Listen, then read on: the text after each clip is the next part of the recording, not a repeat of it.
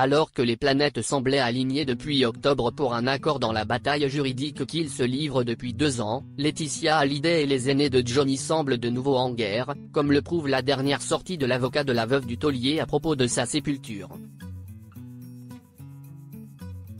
Tout va très vite au pays des stars, surtout quand il est question d'héritage. Alors que début octobre, Laetitia Hallyday avait mis de l'eau dans son vin et appelé à la paix avec David Hallyday et Laura Smet afin de trouver un terrain d'entente dans le cadre de la succession de Johnny, et que les fêtes de Noël propices à l'empathie et la bienveillance auraient pu jouer un rôle salvateur, si est tout l'inverse qui se produit. Actuellement au Maroc avec ses filles Jade et Joy, mais aussi son chéri Pascal Ballan, Laetitia refait parler d'elle via son avocat. Alors que le célèbre rocker, disparu il y a 2 ans et enterré à Saint-Barth, doit changer de sépulture depuis des semaines pour reposer dans un caveau, sa tombe actuelle se retrouve menacée par des mouvements de sable de mer, très corrosifs, et les attaques des crabes du cimetière, d'autant que son cercueil a été enterré à même la terre, étant donné que cela devait être provisoire.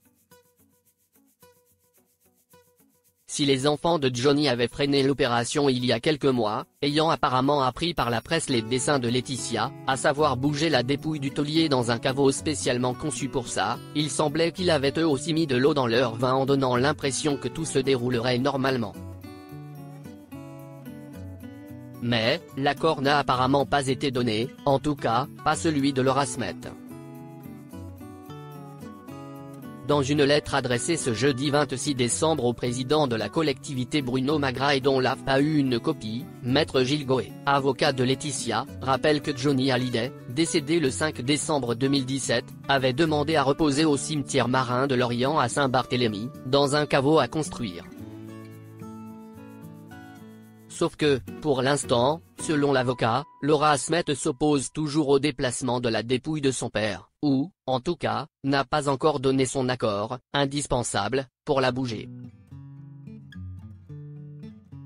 Dans le communiqué, Gilles Goé a déclaré « Il existe à ce jour une obligation juridique et une urgence éthique à ce que ce déplacement puisse être autorisé et accompli sans délai, évoquant une urgence absolue. »